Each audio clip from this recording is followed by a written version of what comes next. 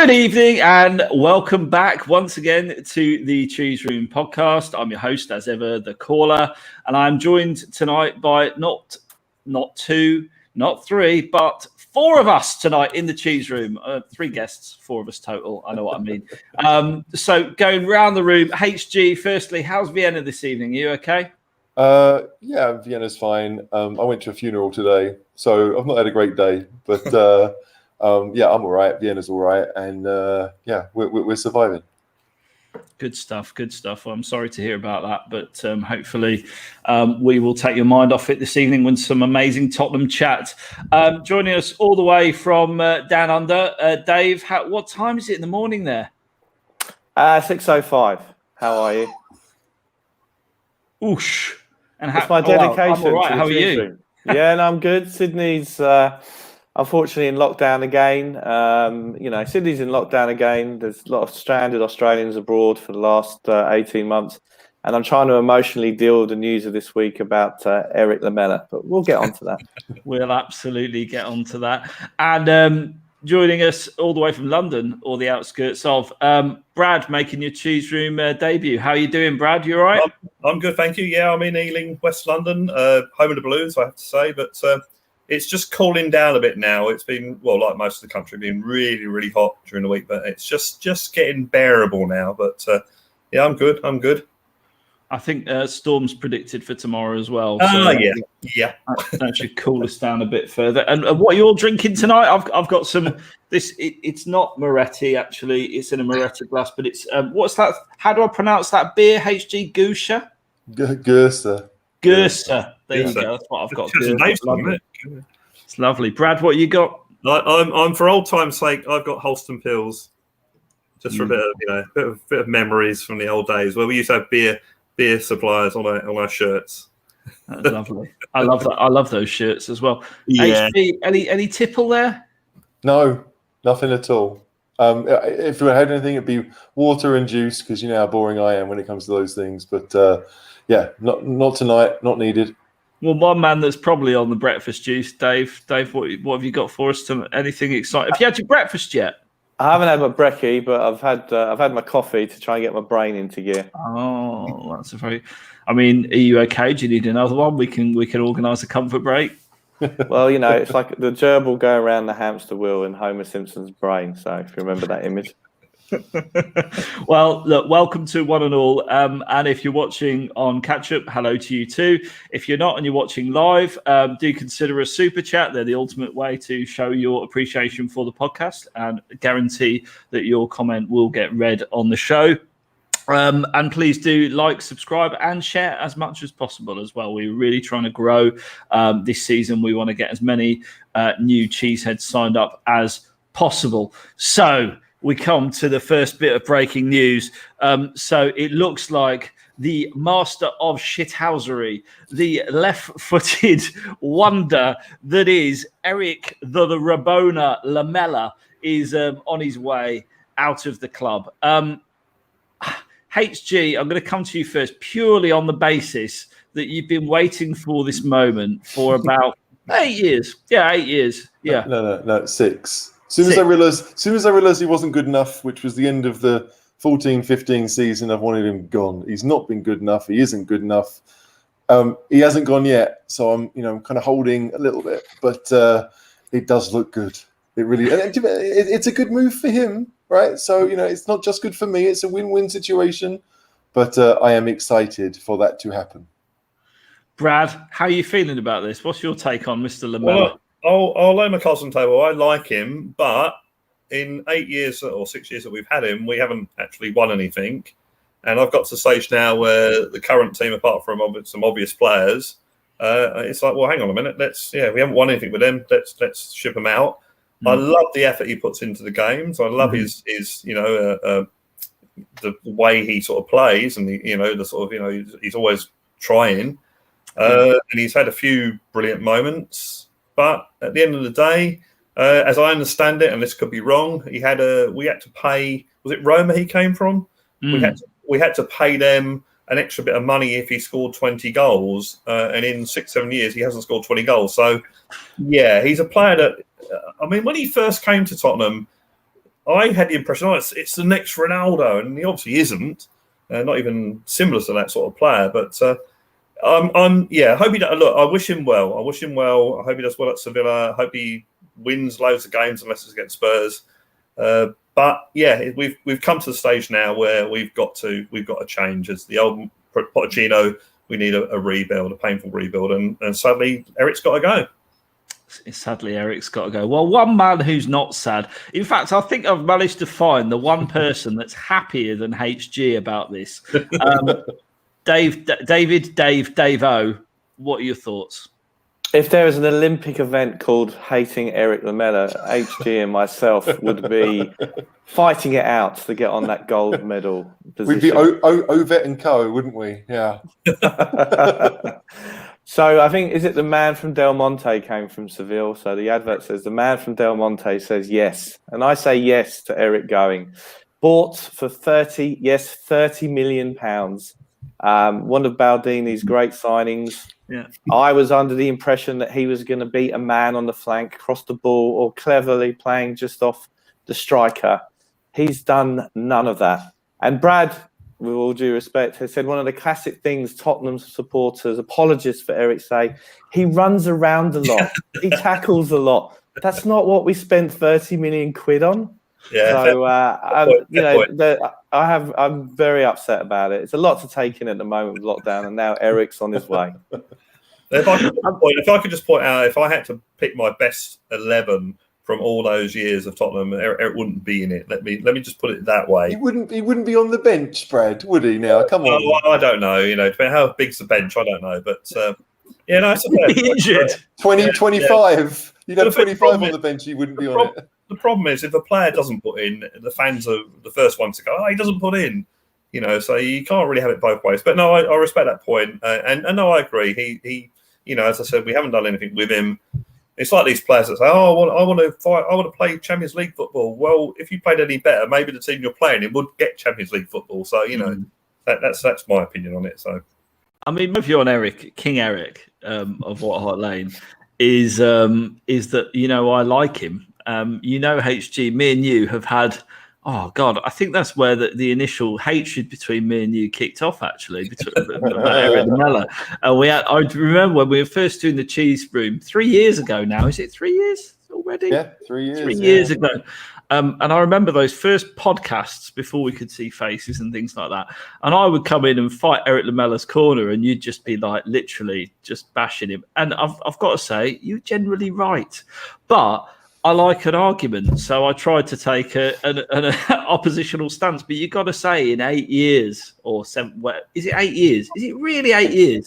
8. In 8 years, he has been massively underwhelming, but he has given us a few moments of joy. So before we go into, we've got a little Lamela quiz this evening, which you can play along with at home as well. So we're going to come to that in a minute. But before we do that, I want to ask you all, what are your top 3 Lamela moments?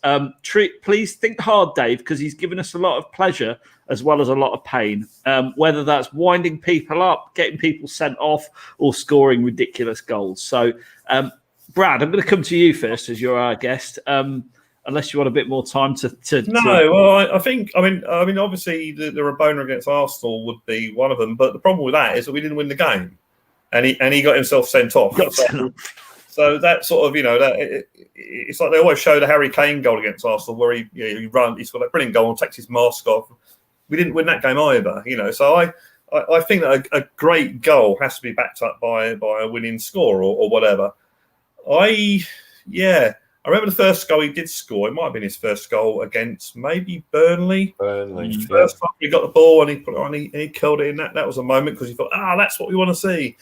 The Rabona he scored in the Europa League game. Can't remember who it was against.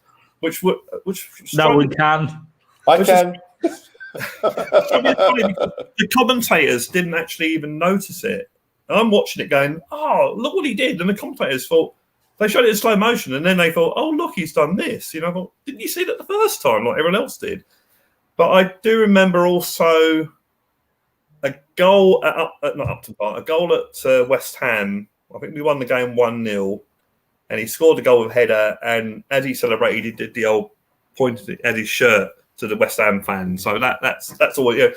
Stirring up West Ham fans is always a good thing. And I mean, obviously it's not free things, but all the. Am I allowed to swear? Yeah, go for it. The shithousery that he's done against Arsenal and that sort of thing, and getting involved in that was brilliant. I loved all that, and but I will caveat that by saying you don't win premierships with that. So that sums him up basically. Yeah, HG. Come on, I'm going to save the best. Well, I've got to go too, actually. So maybe I'll go after HG. We'll save the best to last and come to you last, Dave. HG, go on, fire away, mate. Well, I mean, to be fair, right, the best things he did on the football pitch were the 2 Rabonas. That's it, right? It's a very small list to pick from, but there's 2 of them. No, because they involved kicking a football. Everything else didn't. Right? So those 2 goals, just like everyone else, the goal against Arsenal. We didn't win the game, but the goal against Arsenal was incredible. It won goal of the season, and rightly so. Of course, the only reason he attempted that is because he never learned to kick with his other foot, which was a massive problem. The first Rabona, Asteris Tripolis. No one really remembers that. It's the same game that Harry Kane went in goal for. No one really remembers that. But outside of that, the best thing he's done is leave. Fuck off, Eric. I'm done. Right? I'm waiting for the 3rd best. In fact, it may well be the best. If Bryan Gil turns out to be a worldie, an absolute world-class talent, then Lamela leaving now will be the best thing that he ever did for Tottenham. Absolutely. After 8 years at the club, if we finally turn it into something that is useful, someone that can actually kick a football and isn't known for everything that doesn't involve kicking a football, then we'll have done well. So let's hope that Bryan Gil is much better. It's a very low bar, but let's hope he's much better than Lamela was. The effort, well played, mate. I could run for Spurs. I think all of us could run for Spurs. I don't know about that. Yeah, not sure about that at all. To be fair, if I was only playing the last 15 minutes of games, I could run for Spurs like Lamela did. So, and I probably wouldn't get sent off, maybe for kicking an Arsenal player. I'd have done it properly. None of this falling over nonsense or swatting of the hand. But Eric, you've done really well out of us. We've got fuck all from you. Please go kindly. Thank you very much. Well, I'm going to stick up for poor Eric there, not for the last time. Well, probably for the last time, actually, HG, and say that there were some memorable moments. I think I will always remember him calling Jack Wilshere a pussy, which was absolutely brilliant. Well, no one else. You can do that. You can do that. Anyone in the crowd can do that. Well, Anyone in the crowd could do that. They didn't. He did it. On the pitch, what is that? Wilshere, 80 grand a week to stand closer. Makes no sense. This is why we fight, I'm going to put you on mute in a minute. That's not me, by the way. That's his connection. That's nothing to do with me. So HG's computer's literally melted down while he's ranting. Oh, shit, he's back. Listen, so that was my first. My second has got to be the Rabona, hasn't it, against Arsenal? I mean, which find me a Tottenham fan that wasn't at that moment in time out of their seat, throwing, and cheering and loving the guy at that moment. What a legend he is just for scoring that goal. It was the Premier League goal of the season, so that straight away surpasses more than several other players have done for the club in our history. And I would say the third thing, there's so many to pick from. I mean, I think of him in the Battle of the Bridge when he was just going, but I'm going to say it's the sending off of Anthony Martial and his Oscar for diving, which basically changed the game. Well, we were on top, but we weren't foot on the throats. That won us the match. It was brilliant. Honestly, it was absolutely brilliant. Oscar for best diving goes to Erik Lamela. I mean, he literally pretty much stroked his face and he went down like he'd been shot. I loved it, and I will miss that shithousery. I think we need it sometimes. Right, Dave, have I given you long enough to think of just 3 things? Yeah, well, first of all, I just hope you all admire the shrine that I've put together for Erik tonight. It's taken me hours to work. It's the smallest shrine in history, Dave. Come on. Well, that reflects the quality that he's put. That's what he deserves. That's reflective of the club. So anyway, my top 3 Lamela moments, and this has taken me a long time to put together. Okay, so first of all, in 2015, when Spurs beat Man City 4-1 at home, and I called that day the Lamela Essence, because for that period of time, when he first came to Tottenham, and he had that hip injury, and I think, and this is sad, his dog died, and he was very upset about a few things. He didn't play for a while. And essentially, he scored the 4th goal, which was a cross from Clinton NG. I'm sure we all remember. Oh, yeah. He had a cracking game, and he got a standing ovation when he went off. So that was, I think, his finest game in a Tottenham shirt. And that sums him up. He gets a standing ovation when he goes off. No, well, hang on.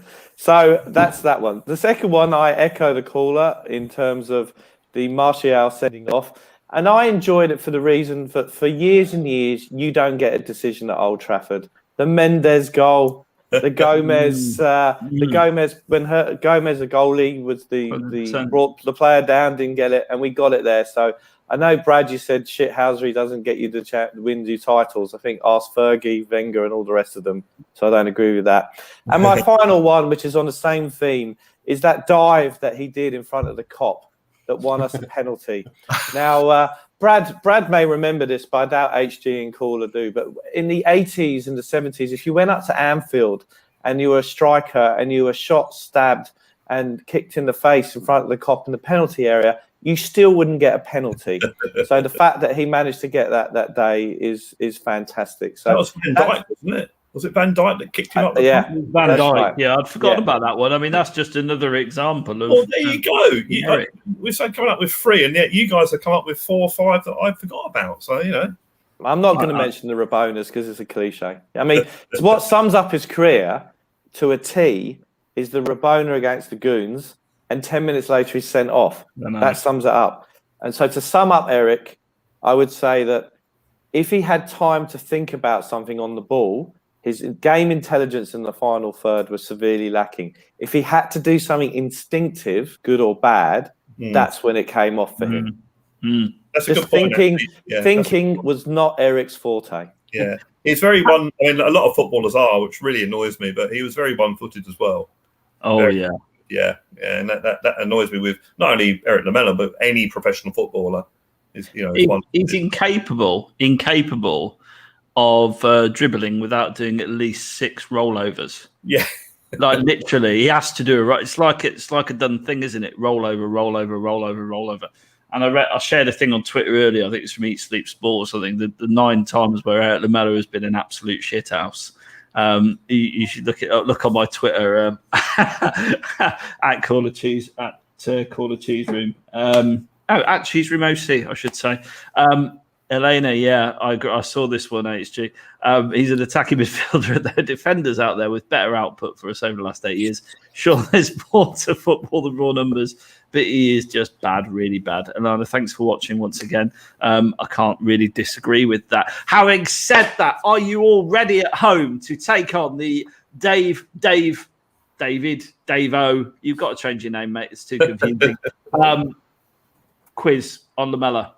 Yes, okay. You are. Grab your pen and paper. Off we go. We're not going to give you the answers straight away, so you've got time to write them down, write them in the chat, tell us what you think, and Dave will give you the answers at the end. And we're all going to play along. It's going to be a Lamexit quiz. Dave, over to you.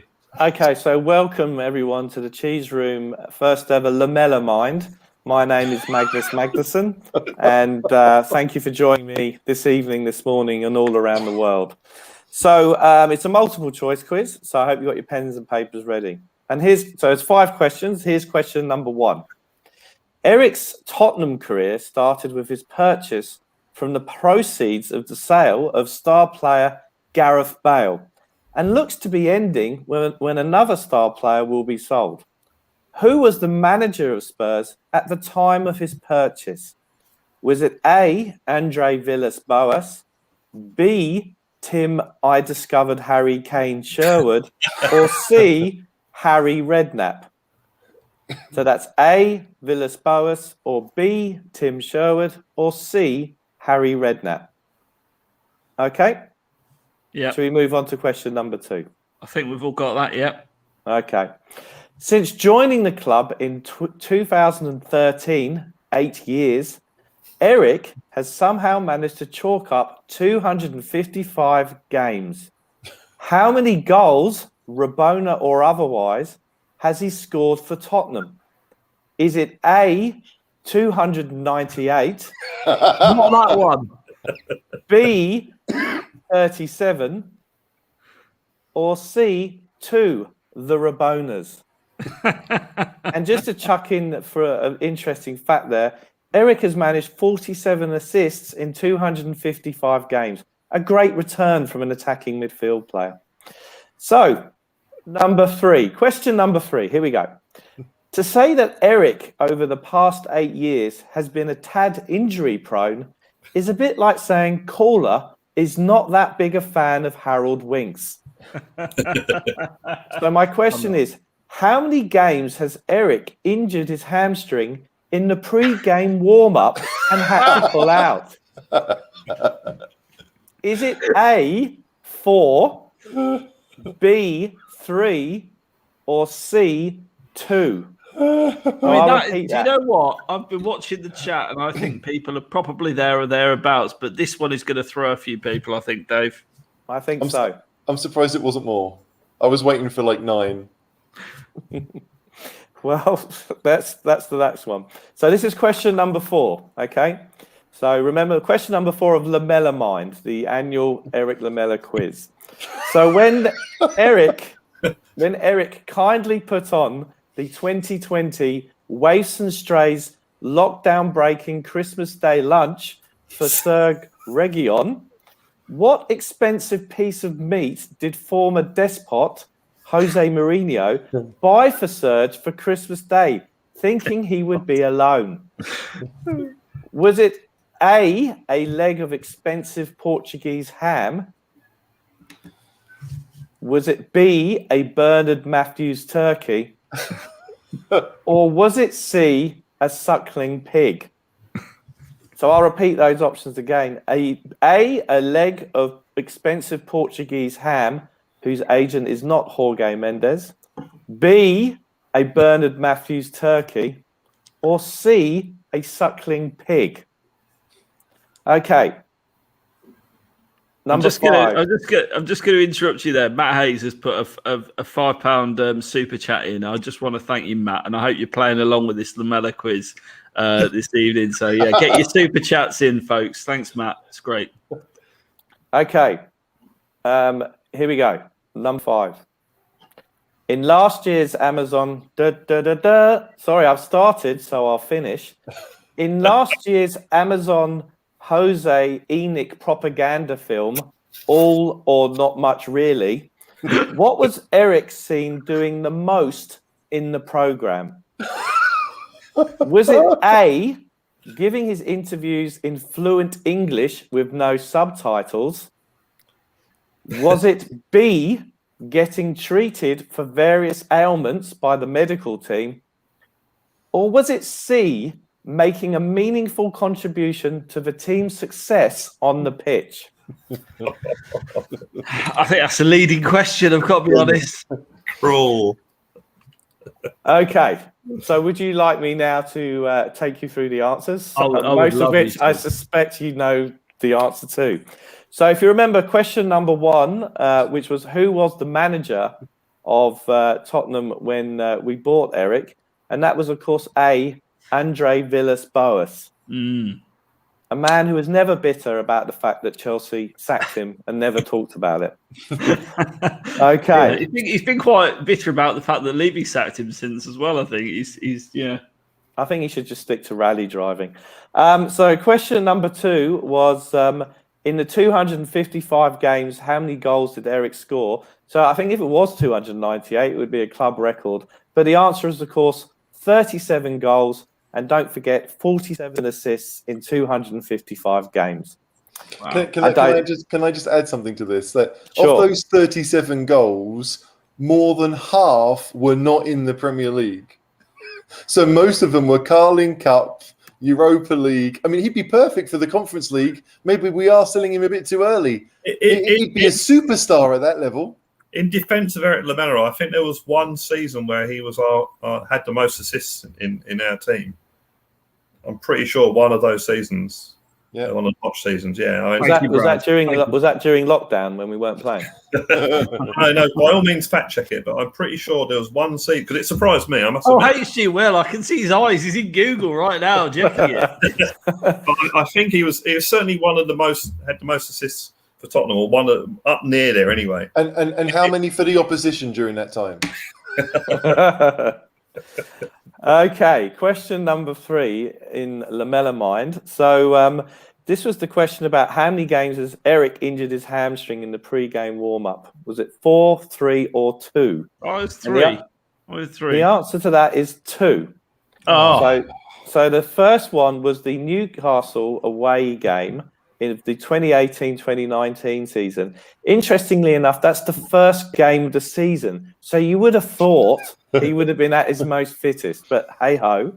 And then the second one hang on, but we won that game. So he did us a favour by getting injured in the warm-up. That's true.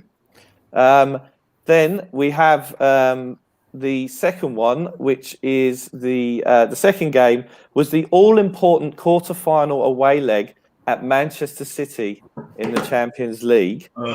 So he pulled his hamstring then, which left us with a bench that evening and these were the real games, although one of them was a game changer, Davinson Sanchez, Carl Walker-Peters, Llorente, Foyth, Ben Davis, and Skipp. So what's that? 4 defenders on the bench. Skipp. Wow, didn't know that. Yeah, so there we go. So that was that one. Now, the next one was about the Waifs and Strays Christmas Day lockdown dinner for Sir Gregion. So the answer to that is C, a suckling pig, because, of course, in November, Jose had bought him a leg of Portuguese ham. So people may have got confused about the culinary treats that Jose bought Serge. So the answer was C, a suckling pig, not eaten on Christmas Day, of course, unless he took it round to the Lamela household. And finally, and I think everyone knows the answer to this one. So what was Erik seen the most doing in the Amazon documentary last year? It was, of course, getting treated for the various ailments by the medical team. But I think an interesting fact about Erik is the fact that in that documentary, almost all his interviews were in Spanish with subtitles. So he'd been in the country at that point about 6 years. Whereas Lucas Moura, who'd only been in the country for a year and a half, 2 years, had managed to bother to learn the language. Just saying. Anyway, I'd just like to say on behalf of myself only, thank you for participating in the annual Lamela Mind quiz, and I hope to see you all next year. I mean, yeah, I enjoyed that. I've got to say, I enjoyed that probably more than I expected I would, Dave. But enough about Lamela. The time has come to move on from Lamela. We're going to talk about Mr. Gil, his replacement. I want to know what you all think of it. I want to know, is he an improvement, an upgrade? I think I know the answer to that. But let's go around the room. HG, what are your thoughts on this signing? It looks like a done deal. People have been all over Twitter. It's pretty much confirmed that it is happening. So what are your thoughts? Is this lad? I mean, I've seen a lot. I tend to get not carried away by these kind of things when they're young, Spanish, very lightweight, because I'm thinking, well, Lamela was that man once, wasn't he? Yeah. I mean, this is it. Like Bryan Gil's played, one full season in a top league. I mean, it was in La Liga, and his team got relegated. So there will be lots of Spurs fans out there probably thinking, well, why are we buying someone who got relegated? The reason is because he was top 10 on a whole lot of attacking stats when it came to dribbles or key passes, even nutmegs. So he's going to out Lamela when it comes to those things. Look, if I'm honest, I've not seen him play too often. I think a lot of Spurs fans are going to be interested to watch him at the Olympics. But what we've all seen are those YouTube compilation videos where he looks like he's got a bit of something different. I don't think we really, outside of possibly Moura, we don't have anyone with a few tricks And even then, Lucas is probably just speed alone. He doesn't have a great deal. Whereas Bryan Gil likes to, keep the ball close to him, and he's quite comfortable of just nicking it past people. He seems to have a well-rehearsed trick of just waiting for the defender to come and then just knocking it around him. So, look, an improvement on Lamela, you'd have to think so, because Lamela really wasn't very good. However, we don't know. He is only young. We can't expect him to be a world beater from day one, because he probably won't be. I don't know what his English is like. There are lots of things to consider. But, if we're looking for young, up-and-coming talent, the guy is clearly it. And he's Spanish. So, he's going to be technically sound. And so I'm excited by the purchase. But, I don't know enough about him to sit here and say, he's going to be a world beater, because we just don't know. But he's very left-footed like Lamela. That's what I would say from everything I've seen. He is very left-footed. I do remember seeing one goal on the compilation where he kind of hit it with his right foot, very similar to the goal that Bale scored against Chelsea all those years ago. I don't know, but the idea that there's someone who's comfortable on the touchline, he's comfortable in traffic, he likes to take players on, because in many cases I feel that we haven't really had attacking midfielders who want to do that. They're all very much all about movement away from the ball, but not actually being good on it. And so I like the idea of it, but look, to me, he's going to be a substitute for the first 10 games of the season. I don't think he's going to come in and start, but I think that as one for the future, we should have high hopes for him. Absolutely. Yeah, Brad, what are your thoughts? Well, I'm like most Spurs fans. I'd never heard of him. I used to play amateur C-team football about 20 years ago, and there's one game I scored from a direct free kick. And I reckon you could probably put a 2-minute compilation of my best bits. But I was no more than an average player. So I don't get fooled by these YouTube clips of how good these players are. Having said that, I'm really excited about this. And I shouldn't be, because I've never seen him play. But I'm actually really excited. He's got a lot of good reports. It's one of these players, isn't he? We remember years and years ago where a certain Portuguese player turned up at Man United called Ronaldo. And everyone sort of, he had all these accolades and that. And for the first couple of seasons, he was very raw, and then he became the player that he is. I'm not saying for 1 minute that Gil's going to be another Ronaldo. So I'm hoping that is the sort of player that he is that good. Then again, we had players like Clinton the G. We had, remember Gio dos Santos? We've had a lot of players, even the current squad. You've got, what's his face? The Irish lad. I can't remember his name, Troy Parrott. These up and coming superstars. This guy's going to be great. So there is that. He's coming to the Premier League, which is totally different from where he's been playing. But I am, rightly or wrongly, excited by this. And so far, Paratici seems to know what he's doing. And if he knows far more about this guy than I do. So, I'm hoping that this is going to work out. I agree with HG. He's probably not going to walk straight into the first team. I've heard he's very adaptable. He is left-footed, but he can play on both the left, the right, and behind the striker, which is very, very good, because you need adaptability. And from what I understand from what I've heard and read, and is that Nuno is very adaptive for different tactics. So I'm sort of looking forward to this, but who knows? We don't know. I haven't seen it. The only thing I do worry about, and there could be a reason, was that he's in the under-23s Spanish team in the Olympics, and he came on for the last 20 minutes. So if he's that good, why wasn't he on at the start? But there might be another reason for that. I don't know. But but I am overall looking forward to him at Tottenham. Yeah. I would agree with that. That synopsis. Dave, are you excited? I think that after Glenn Hoddle, Chris Waddle, and Paul Gascoigne, he's one of my favourite players of all time because he facilitated the departure of Erik Lamela. So as far as I'm concerned, he can do no wrong. Look, I had a quick look at the YouTube clips last night, and obviously they only showed the best bits of what he can do. He looks tricky. He looks pacey. It might put paid to the fact that we're not going to play with wing backs all the time, because he's going to play on the flank. I don't see him as a wing back. We've signed him for potential. I think he does add something extra to the squad of being pacey and beats the man, and he's got some tricks on him as well. Where this leaves, is it Jack Clark? I don't think that's not looking too good for his future. look, and we'll probably go on to talk about the other players we've been linked with. So Paratici so far is looking to trawl his contacts and things like that on the continent. I just hope we have this balance that we do bring in one or two players who have got experience in the Premier League as well. We don't want to end up in that situation, ironically enough, when we sold Bale and we brought in 5 players, none of whom have played in the Premier League, and we all saw how that went. So there's got to be that balance.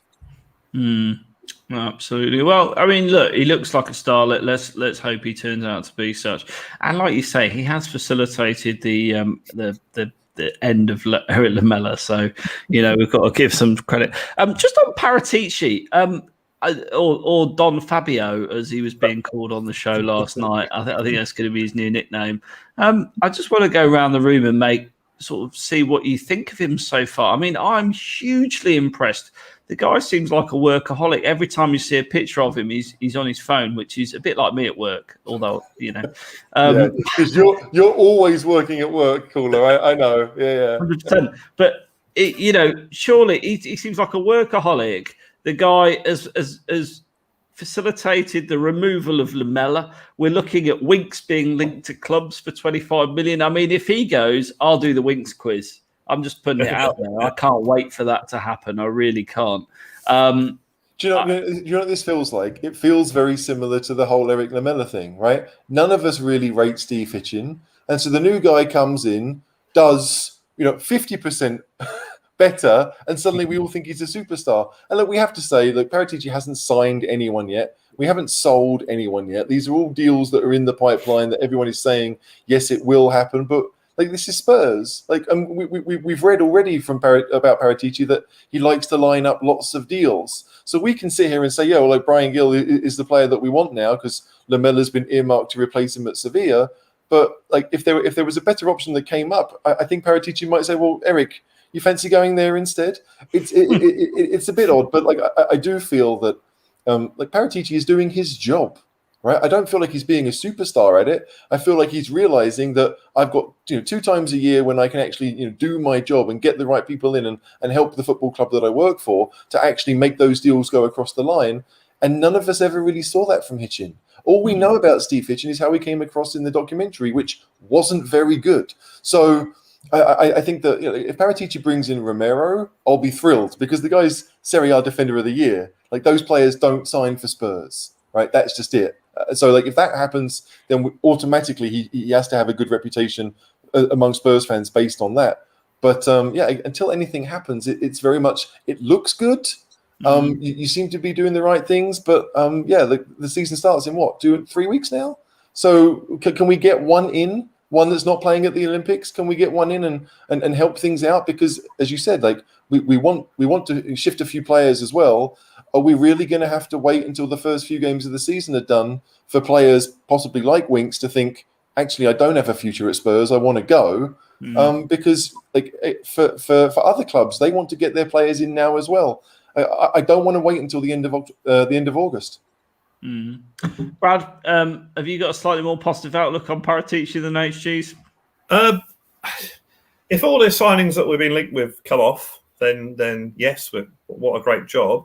What I will say, going to what HG was saying about getting these players in before the end of the season, I've already resigned myself to the fact that this won't happen, but I've resigned myself to the fact that this is going to be a transitional season, that we're going to get these players in. It's going to take them time to bed in. So we're going to lose ground in the early games. We've got Man City, Arsenal and Chelsea in our first 6. So by 6, 7, 8 games, we're going to be behind. We're going to be playing catch-up. As the season goes on, as the new tactics set in, as Nuno gets to know his players, as these players been in, then we'll gain ground, and then by the end of the season, we'll probably, I don't know, top 6, whatever, 7th, whatever it might be. But then I'll look forward to the following season. Now I know, it's got to be instant in this day and age, but let's face it, this is the first season we had with Pochettino. This is what happened. We didn't. We went slowly, and then eventually they got to the style of play that he wanted to do. And I think we ended up 5th that season, and that was no one expected 5th, but we got 5th. And then the rest, as we know, is history. No one expected to be challenging for the title 2 seasons running. Yeah, okay. I never expected to be challenging for the title ever. Yeah, so. exactly. And it's the first time in certainly watching Spurs live. I mean, when I was in Australia, I think they challenged the title once, but certainly since I've been living here since '93 and being a season ticket holder, that's the first time in my life that we've actually, legitimately challenged for the title. Admittedly, the Leicester season, a lot of the other teams like your Man City's and Chelsea's weren't at the top of their game. So, yeah, we had that. But I think that we can only judge Paratici at the end of the transfer window. And yes, he does spin all the plates and all the things and keep the plates spinning and that sort of thing. And but that's the way he works, and that's the way he's always worked. He's come with a lot of good people saying that he's very, very good. As I said, I'd never heard of him until now. And I guess we have to, I know patience is not the best thing of football fans, but we have to sit back and see what's going to happen. And the big factor here is who's controlling the purse strings. Now, is Paratici setting these deals up and saying to Daniel Levy, this is the deal, 15 million for whoever it might be, 20 million for it might be, are you going to spend that money? And Levy goes, no, we're not.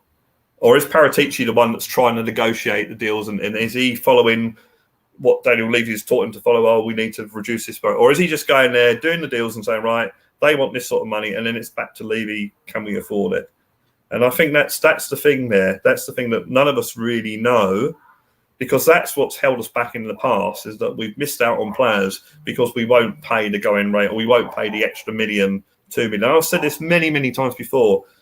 We won't pay an extra 2 million for a player. We make £2 million in 2 or 3 games from food and drink sales at the new stadium with 60,000 people. So, this sort of and ahhing over 2 or 3 million really annoys me, that we've missed out on so many players because of that. And so that's the big question. Is Paratici involved in the money side of things, or is he getting the deals done so the players want to join or whatever, and he goes to Levy, this is what they want, what do you reckon? And then Levy goes, yes or no. So that's what I certainly don't know. I don't think anyone does know.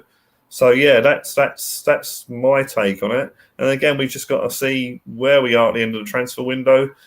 As far as Steve Hitchen is concerned and the way Paratici works, I think someone made the point that Steve Hitchen spent like the whole of the last transfer window trying to sign Skriniar and didn't. Whereas if he'd have taken the Paratici method of having loads and loads of defenders, we might have got that defender that we needed. We got Joe Roden, who's a fairly decent player, don't get me wrong. So maybe this approach of going for all these defenders and then, right, the deals are all almost done. So we can go, okay, we're not going to get this player that we want, so we'll get this player, and he's in. And whereas before, we've had all that. And let's face it, the last transfer window, really, we was all quite pleased with it, apart from that we didn't have a defender. And we got, we've got a defender. And that, as it turned out, was the thing that we really needed, because we finished 7 points behind top 4 last season. How many leads did we lose last season? If you look at the Newcastle and West Ham games, that's 4 points there. And yet a decent defender, we might have been playing top 4 Champions League, more money, more income, attracting the players. So that's what I think with this sort of juggling is that, yeah. And I think people are worried that why are we signing an attacking right winger or left winger when we should be getting defenders? He's probably got all these deals going on. Well, at least we hope he has. I mean, it'd be a bit of an idiot if he didn't. So we've got all these deals going on, and it's just a question of as they click into place as the window goes on. I don't expect us to have them all in place by the first game of the season, but by the end of the window, hopefully there will be. And then we just have to go through the season, see how well we can do, try and win the Conference League, whatever it is, because you're damned if you do, you're damned if you don't. If we do win it, everyone will go, you only won that. It's a really silly league. If you don't win it, it's like, why did you win that league? So let's try. The Conference League's a bit of a strange one, because the prize money, although it's less than Europa League, it's not massively less. It's like 10, 12 million less, is it, or something, if you get to the final and win it. So it's potentially a decent trophy and, a guaranteed Europa League spot. It's not a, don't stop laughing, David, I'm coming to you in a minute. It's not the end of the world. It's not the Mickey Mouse Trophy. I'd rather win that than the Carling Cup or whatever it's called. Yeah, exactly. And let's face it, look at Man City. They win the Carling Cup every year. They go in for it, even though they're playing Champions League, going for the title, because they're in the. If you're in a tournament, you try and win it. Yeah. Admittedly, yes, in the group stages, I mean, I don't think they're going to get to the group stages, but apparently in the qualifying stages, you've got Gibraltar's 5th best team. Well, I never knew there were 5 teams in Gibraltar, but apparently there are. So the group stages, we should, with our younger team, our under-23s and these players like your Skipps and your Dane Scarlets, we should be able to get our way through that group stage. So that's a good place to blood new play or blood the youngsters and that, give the major players a rest. Once you get to the knockout stage, and I don't know how many knockout rounds, probably about 47 knockout rounds, but once you get to a knockout round, quarterfinals or that sort of thing, then you try and win it because you might as well. And that's a trophy. And someone actually made the point the other night that Spurs have a history of doing firsts. So why not be the first team to win the European Conference League or whatever it's called? Yeah, why not? Let's do it. We'll take it. It's a trophy, Dave. I know. I can see you like spoiling there. Are you all right, mate? Oh no, let's look. Just a few points. The first thing is about. I love everyone's got the Paratici's on the phone on the side of the pitch. He must be doing deals. He's calling his missus. Yeah, he could be ringing his missus. He could be seeing if the removalist of vans arrived from Rome or wherever into his new home in Hadley Wood. Who knows? But I just love basically, Dave, he looks like you with your earbuds in. That's it, isn't it? I'm on a lot less money than he is for certain. Although I don't have to work for Daniel Levy, so that's all good. So I'm loving this fanboy. Oh, he's on the phone. He's doing deals. I love it. It's hilarious. Anyway, but that's the cynic in me. In terms of budget and things like that, one would assume in a well-run, functional club with decent owners, that Enoch would have told Paratici, "You've got £10.50 in a W.H. Smith voucher. That's your budget, and then whatever you raise through player sales." And Levy doesn't negotiate because I think he's pissed off just about everyone in the football industry by now. It's the case, so I think that you would think that's your budget, and anything else you raise through player sales, that's what you have. In terms of kind of judging him, my view is that we will judge him, frankly, by the success of the players on the pitch and how they go. His relationship with Nuno, and Nuno improving those players and getting the best out of them and playing them in the system, because we have a long history where the football director and the coach don't see eye to eye on the players that have been brought in, which just brought many challenges. And my outlook for the season is, look, we finished 7th last year. My view is that if we got 5th and Europa, I think that would be good progress. If we're playing more entertaining football, and God forbid we win a cup, that would be great. I mean, I think 4th place for us, I think you've got City, Chelsea, Liverpool, I think are nailed on top 3. And I think the Premier League is between City and Chelsea this year. The 4th place is, I hope that Ole continues at the wheel forever and a day. I just don't rate him as a manager. Same, Dave. Exactly the same.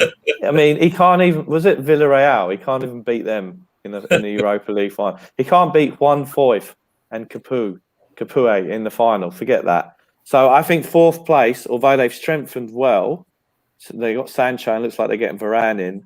I think 4th place is between United. They might well lose Pogba though, David. That Pogba's been there with an exit. I mean, you might say that's strengthening them, but they will have to sell some players as well. I'm pretty sure that United are not in a situation where they can splash the cash like City. They've got to balance the books. No, but I think that you've got your United's, Leicester's. I think Villa, if they don't sell Grealish, I think they're an interesting team because they've really improved. They've added to their squad.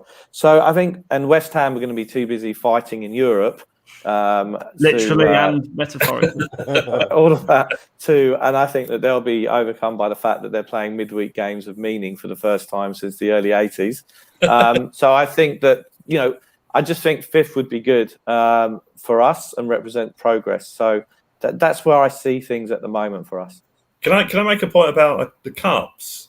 I think the League Cup and the FA Cup, I think obviously you've got to be good to win it, but I also think a lot of luck comes into it as well. I mean, you only have to look at the Euros this year. Yeah, okay, England did play well and Italy deserved to win overall, but you had a situation where France got knocked out early, Belgium got knocked out. So, you had that sort of happening. And that's what, if you play the FA Cup and, Liverpool could play Man City and one of those are out, and then Chelsea plays Man City, one of those are out. So you have that luck, and again, it's on the day. And I've said this before, but when Spurs won the double in 1961, they were actually they were the bookies' favourites to be the first team to win the double this century. And Bill Nicholson said that over the season of, in those days, 42 games, he was very confident. He said, over 42 games, we will be the most consistent team and we will win the league. But the cup worries me because you only have one game where you have an off game and you're knocked out. So the opposite is true in that Spurs could put on those performances, and do that. So that I think the cup is a possibility, as it is for any team in the Premiership that's half decent. You have that bit of luck. So yeah, and I think that's that's what I'm hoping. I totally agree with what you said, Dave. Fifth, sixth, top four's probably definitely out of the question. But yeah, a cup win. You never know. You never know. Guys, where's your ambition? Where is your ambition? Jose Mourinho, the world's biggest moron, got that team to top of the table. The players that we all want to sell, he had them top in December. So, December sounds great when actually, because the season started in October, it wasn't that long. It wasn't that long, was it? Yeah, first of December. But the point being is that, I get it. I understand when it comes to logic and odds, we are not up there. But every game, do I think we can win every game going into it? Yeah. I don't think we will, but I certainly think that it's possible that with the players that we have, we went and beat Man City. Was that at home last year or the year before? Chelsea, we struggle against, but we're good enough to beat these teams. Nuno's got a reputation of playing well against the really good teams. He did that with Wolves because he beat us twice, I think, in North London. I don't know. I understand that. Our defensive back four is not great. I don't think it really is very good. However, Mourinho managed to get them to win a lot of games by being super defensive, but still, it is possible. Yeah. So, I understand that. You always want progression at the end of a season. You want to think that you're going somewhere, that you're getting better, that there's a plan, because we never really saw a plan with Mourinho. So if we have that, then fantastic. Of course, it will take maybe 2 or 3 seasons to get back to where we were, but you just never know. Leicester went from winning 7 games of their last 10 and avoiding relegation, and the following season they won the league. Yeah. I do understand both sides, but until we've played a few games, until we know where we are, I want to be optimistic. I want to say, yeah, we are as good as some of the other teams. If not, of course, maybe not all of them, but we are a decent squad, and we can, if things go our way, get the results that we need. We need to sort out a lot of things with the team. We need to sort out the defence, because you got Jeremy's brother Sanchez. Toby wants to go because he's building a home in his new hometown. In his hometown, you got Aurier, right? You've got a lot of rubbish defenders. Okay, and so I'd keep Rodon and I'd play Tanganga in the centre of the defence. That's where he wants to be. So we need to sort out the right back, and we need at least 2 new centre backs. Okay, we've got a real problem in midfield, I think, because I think Skipp and Højbjerg this season. Although let me ask you a question. I'm just gonna. I get where you're going with this. I'm going to come on to players. We're going to say in a bit, so I'm going to just cut you off slightly mid-drift. Yeah, no worries. Oliver Skipp, people are masturbating furiously over a crossfield pass he played the other day. I just want to place into that. Oliver Skipp, he's got away. He's won the Player of the Season with Norwich, largely swayed by a lot of Tottenham votes, I would say. And although he was good in the Championship, one crossfield pass does not make him Pornhub. So what are we saying about him this season? Brad, I'm going to come to you first, then come to you, HG, then come to you, Dave, very succinctly if possible. Is he going to be in the first team? I think eventually he will. Obviously, we don't know Nuno's thinking. There's a lot of players that haven't played in the first couple of friendlies. I thought he's got lots. Obviously played well for Norwich. I thought he looked very good against, albeit a League Two team. He'd come back from injury, hadn't done much training, probably did more in a half of football than Winks did in the whole of last season. I thought he looked pretty good. He looked. I'll tell you what I liked about him. He looked confident. He looked like he always been playing for Spurs in the Premiership. You know, that wasn't a friendly game, obviously, but he looked really comfortable. And I hope I've got good thoughts about Skipp. And I think if he plays alongside Højbjerg, who's got that, the two of them could be a very good pivot there. And that allows, when you do that allows players like Ndombele and Lo Celso to get further forward and influence the game more forward. Again, like any young player, you can't go over the top with him. You can't say, right, you're the reason we're going to win this season, But I think he certainly looks the part. I think I thought a few seasons ago Winks looked pretty good, but I have to say that what I see of Skipp now is better than what I saw Winks a couple of seasons ago. So you're right, Brad. That cross-field pass is better than anything Winks has done. And I thought he seemed to know where he wanted to be. He seemed to read the game well. He's got stuck in. It's promising. I mean, probably the worst word in history is potential. It's a horrible word, because it doesn't mean anything effectively. I'm potentially a brilliant guitarist, but that's what's going to happen. Who knows? So the potential's there, which I hate that word, but I'm hopeful that he could be a very good player to have in the team this season. And again, you've got to, he's only 20. Is he 20? 19, 20? Or how old he is? He's young. Like the other guy, Gil, they're very young, so you can't play him every game, and you've got to be able to rest him. You've got to realise that he's going to have bad games, as many young players do. But I'm hopeful. I actually saw, and I'm not comparing the two players, but I actually saw, and I'm going to show my age here, I actually saw Steve Perryman's first game for Tottenham back in 1969, and he was phenomenal. He absolutely was brilliant when he first played for Tottenham. In fact, I think, and I could be wrong here, could be my memory playing tricks, but I think Alf Ramsey said that he would have picked him in the England team, but he thought he was too young. So that was Perryman. And Skipp, I think Mourinho said it's going to be a future Tottenham captain, as Perryman was. So, maybe we've got another Perryman there. Certainly a player that hopefully will be sort of the engine room or whatever you want to call it for years to come. But, it's well, like most of, it's pre-season. Everyone's hopeful. Last season was rubbish. But this season, everyone's hopeful. We're hopefully signing these great players and this sort of thing. We're going to get a new Ronaldo, the best defender in Italy, and we got the most up-and-coming midfielder. We got the greatest young striker, the next one, So we've all got this stuff that's hopefully, everyone's optimistic about, and we just have to, like I keep saying this, just wait and see. But I think, I'm looking forward to Oliver Skipp playing this season. Yes. Can you beat that for succinct, HG?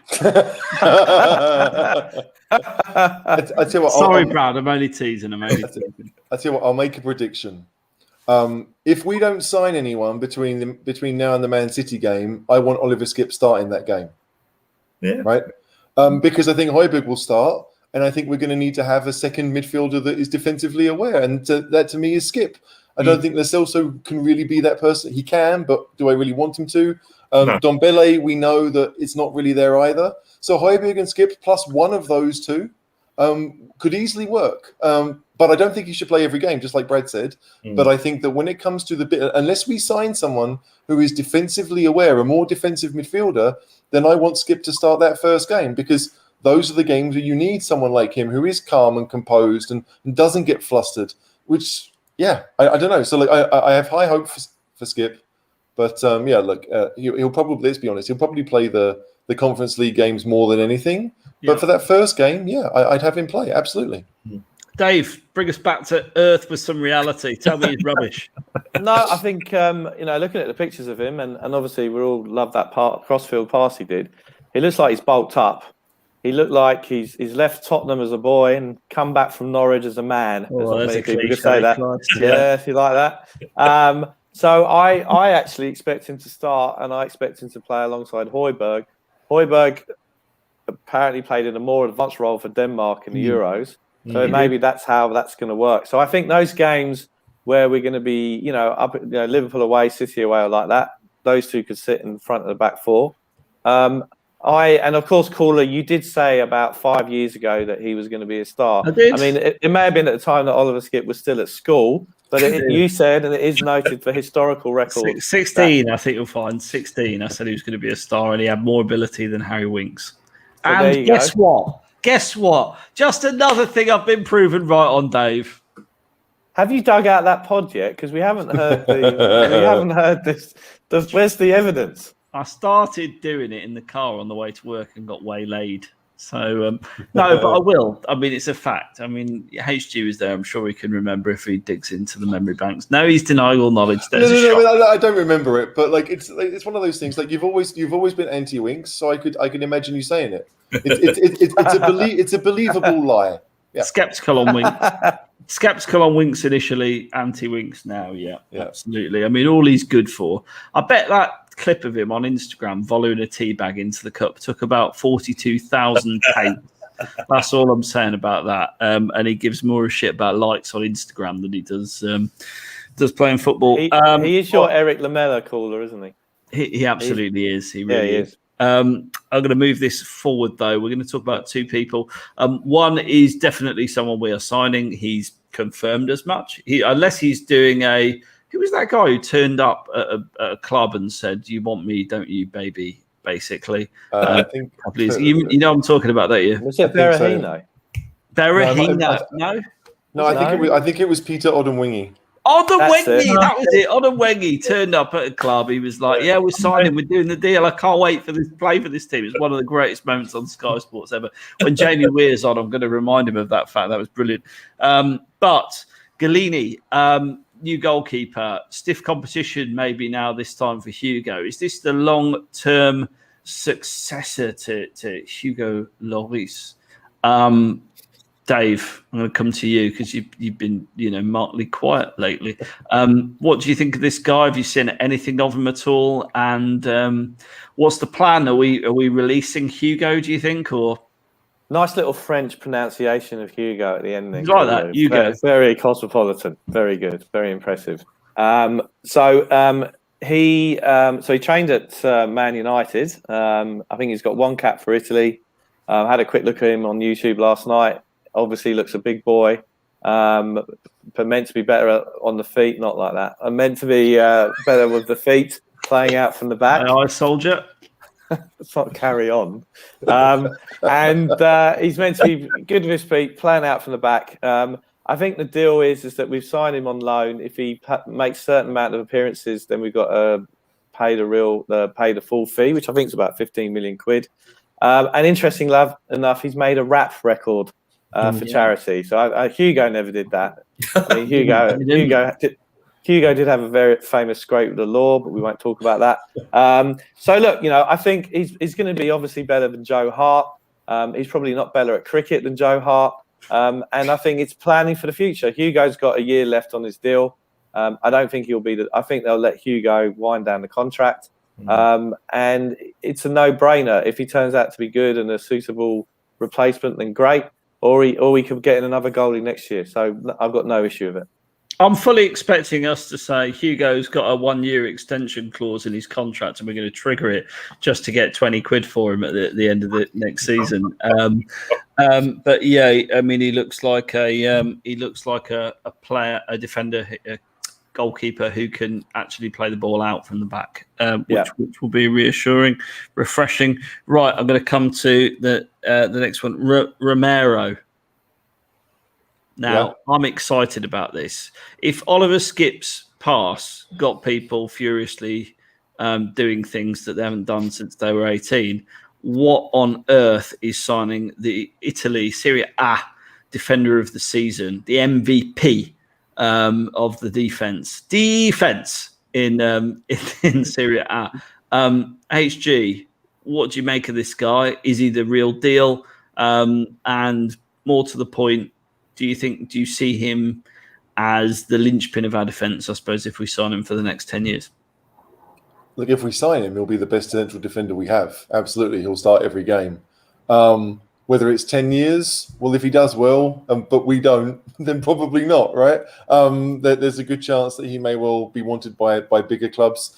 I understand that Atalanta to Spurs is probably an upwardly mobile move, because even though Atalanta are in the Champions League, Spurs are a bigger club, and Galini's doing the same thing. So Galini would know. But it is interesting that Atalanta have decided to cash in, right? Because they can buy him from Juventus, they can trigger the loan deal so he becomes a permanent member of Atalanta, and they want to move him on. Is that just because of the financial reasons that Serie A they may have issues? Or is it, who knows? But for him to play as well as he did in Serie A is obviously a good sign. He's one of those players that he doesn't look like the biggest centre half. No. But if you trust Wikipedia, he's 6'1", which is not a small centre half, right? Is it my height? My height.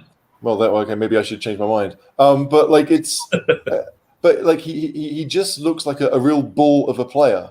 Someone that is quite happy to mix it, but isn't as brain dead as Sanchez is when he does it. Like he goes for the ball in good areas. There are a number of clips. Again, we're talking about YouTube here. There are a number of clips where he's almost stepping up as being the defensive midfielder.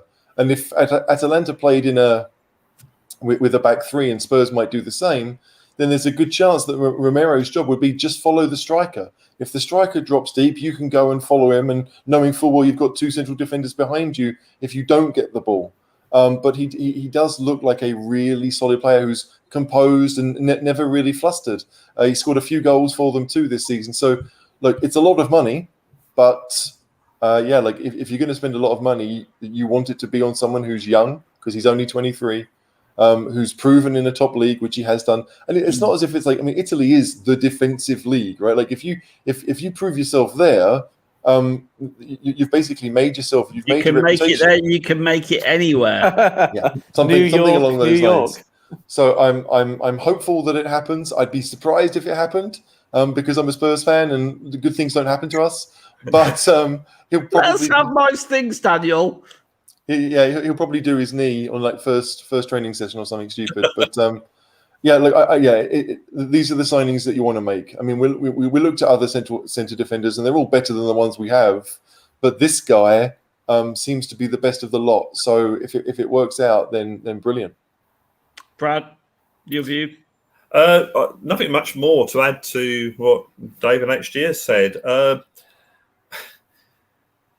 A couple of seasons ago, everyone laughed when Liverpool paid 75 million for Van Dijk. You know, what? That much for a defender? And yet Van Dijk was probably the one player, along with the goalkeeper probably, was the one reason that transformed Liverpool into the team that they became for that one season. And without wanting to bring it up, probably the reason that we didn't win the Champions League final. Both teams were rubbish that night. Van Dijk just was head and shoulders above everything else, and we didn't win it. That tackle on Son when Son was through at 1-0, probably a match-winning tackle. So, yeah, we've got to, from what I'm reading about this guy, as you say, anyone that's Italian Defender of the Year, in the where defence is celebrated and you're the best defender, my God, this guy's got to be good. So, yeah, just go for it. Just spend the money. Stop dilly-dallying about this money, that money.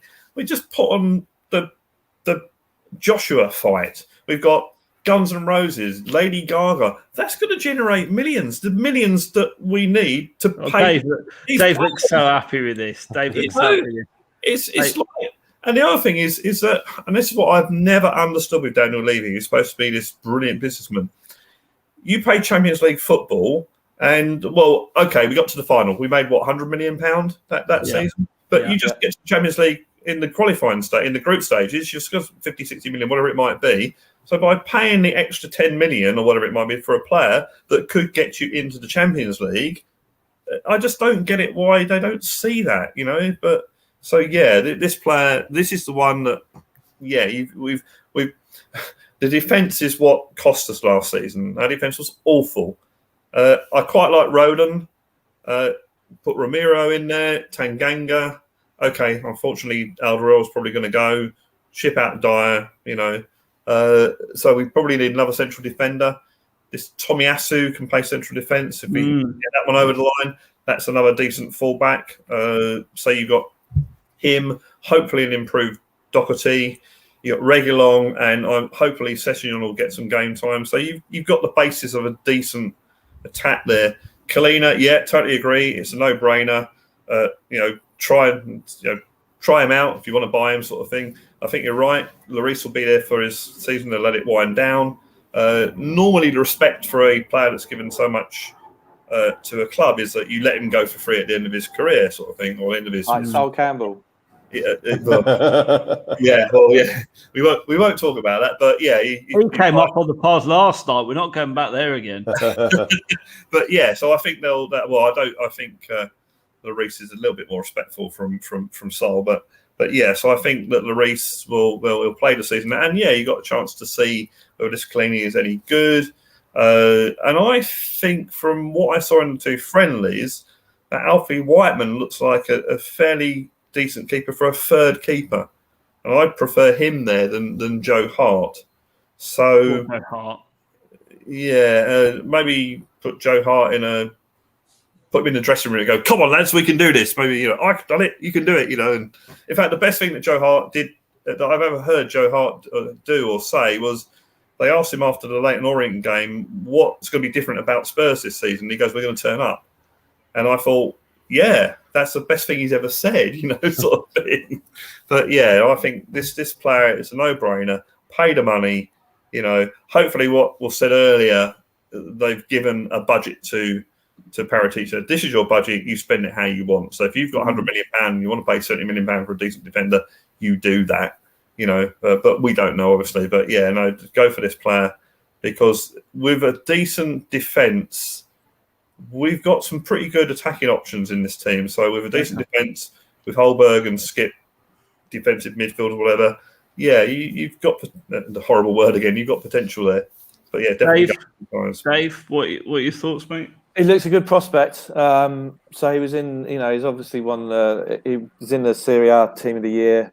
He won the Copa del Rey, which I'm sure Brendan can pronounce more in the South American dialect than me.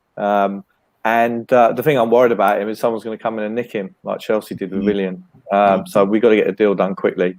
So I think he looks good, and I think we should get him in. I think we talked about the defence, but I also think we need to the midfield needs to be sorted out because you've got to solve this Lo Celso and Ndombele question playing together because I don't think it works. Yeah. And I saw something about them maybe doing a swap deal Ndombele with another player at Lyon or something like that. That's right. I'll tell you something. If he did a deal with Ndombele going and we get someone else in, I wouldn't have a massive problem with that. No, I don't think anyone would, Dave, to be honest, because the thing is Ndombele has got all the talent in the world, but unless he gets fit and produces on the pitch consistently, especially against the big teams, it's wasted asset tied up, isn't it? It's a lot of money tied up in that player. The big thing is like if we do go and sign all these players that we want to, right, and we keep the ones that we'd like to keep, and that means giving Lo Celso and Ndombele another season. The question is finding a team from that because you can't play everyone. You've got to find the right. I talked about balance all of last season, and it's no different. Like if you want to have Skipp and Højbjerg plus one in midfield, then maybe Ndombele is the best bet because he's a better passer. That might mean that Lo Celso ends up playing right wing and cutting in the same way that James Rodriguez did for Everton. Maybe neither of them will start, and you want to have a better goal threat in Delhi. Maybe Bergwijn, Lucas. I mean, I haven't even mentioned Son and Kane. So we're going to have lots of options, and that means in the 11 and on the bench every single game, and that's what we want. We just need to find someone, or hopefully we've got a coach who figures out that maybe certain games need certain systems or certain players more than others. We can't and we shouldn't play the same 11 every game, and I'm okay with that because if you look at the big teams, the ones that we want to emulate, such as Man City and Chelsea, they also don't have the same 11 start every game. No. Chelsea like to play Hudson-Odoi at right wing back. It's not really worked for them, but they do it. Werner doesn't start every game despite costing them a lot of money. Same with Havertz. They mix and match, and the players are okay with it. So I think that Spurs fans have to get rid of this idea that, yes, 5 years ago when we were really good, we had 11 or 12 players that would start every game and we were steamrolling teams. But if we want to be the team that and we want to be a club that really challenges for every competition, then that might mean that no one really starts more than 40 games a season. And I'm okay with that. I actually I like Nondombele if he can play 90 minutes. I think he adds something that the opposition doesn't know what he's going to do. Probably his own teammates don't know what he's going to do some of the time. But my dad used to talk to me about Danny Blanchflower. And Danny Blanchflower, he said, when Danny Blanchflower got the ball, the opposition didn't know what to do because they didn't know what he was going to do with it. And I sort of feel the same way about Nondombele. He's got this ability to sort of, what's he going to do? And he, 9 times out of 10 times, sort of fairly good. So I think he's that sort of difference there. But no, I agree. He's not going to play every game. You can't play him in the Celtic game. You're going to have to mix and match over games. And I mean, Alex Ferguson was a master of changing teams around, and look how successful he was. So it's going to be a situation where you won't, unlike the Pochettino 2 Premiership challenging seasons where you the first 11 picked itself. This is going to be different this season. But I think that I remember Glenn Hoddle. Everyone used to say he doesn't tackle back, what a player. He should have played for England 100 times. He played 50 odd times. So if you have that defensive midfield, you have those Højbjerg and Skipp and they're holding it, then you can allow players like Nondombele to Celso to do what they want and sort of go around the pitch and that, and they don't have to track back and all this sort of stuff. You can, and you're right, it's a balance. You get this sort of balance, and from what I've heard, Nano is quite adaptive to this sort of thing. So it's optimism again pre-season, but so I'm hopeful there. I mean, Ndombele was, I think, billed to us or positioned to us as Dembele's replacement. Right, so he was going to be one of the two in front of the back four that can transition the ball, etc., and he's not really done that so far. No. And there's really no excuse for him this season if he can't do 90 minutes. He hasn't played at the Euros. He's had a full pre-season. This is his time to prove it. And don't forget, the other thing I'd say is, Dave, he's growing up as well. He's still a very young man. So what is he, 23, 24? He's 24. He's 24 now. Yeah. He's a young player, just become a dad, you're quite right. I mean, he's certainly, it's his time to deliver. Let's put it that way. For me, if he doesn't deliver this season, then out the door, Yeah, I totally agree. He's got to go. But the interesting thing is that you've got Lo Celso, Ndombele, Bergwijn, Moura, and Dele Alli. Where are they all going to fit into whatever system is going to be played? So they've got, I think Moura, they might get rid of Moura. I'd keep Bergwijn for another season. That finish he did against Man United, the first game of Project Restart, the finish against City. I think Mourinho destroyed his confidence. No surprise there. But I think there's a player. He's one of those players who can break with pace. And he gives something different. But I think the whole Delhi thing, all those 4 or 5 players, it's like, what's Nuno going to do with them? Bergwijn, am I right in saying he's only ever played for Mourinho at Spurs? Yeah. He was signed with Mourinho. I think you've got to give him a chance with a new gaffer. Moura, on the flip side, he's 29. He's past his best. And if we're going to keep him around, impact sub. But for me, Bergwijn's got to be given a chance. I think there's talent there. I think you're right. I think Mourinho completely destroyed the guy.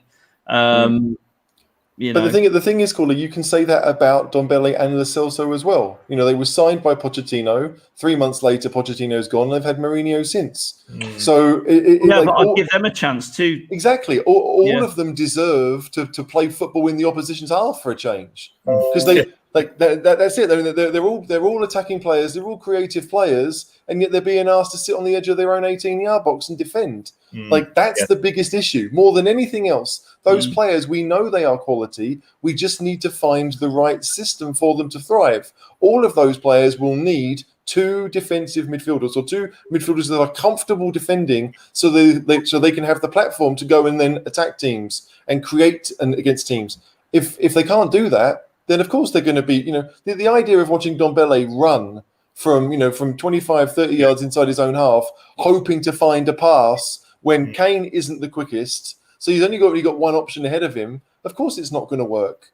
So I just feel that, like, thankfully Mourinho is gone, and now Nuno has fantastic ingredients. Like, he's got some really good players. There's a very good chance we're going to sign some really good other players.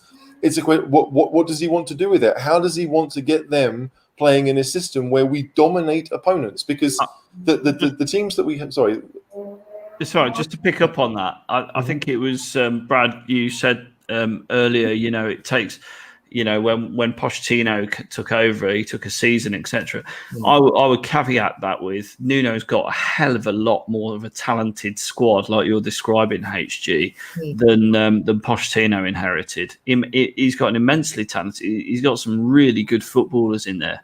The Celso and Dembele in particular. I think he's got the ingredients. I think we could have a really good season. I think we're going to surprise people this season. I genuinely do.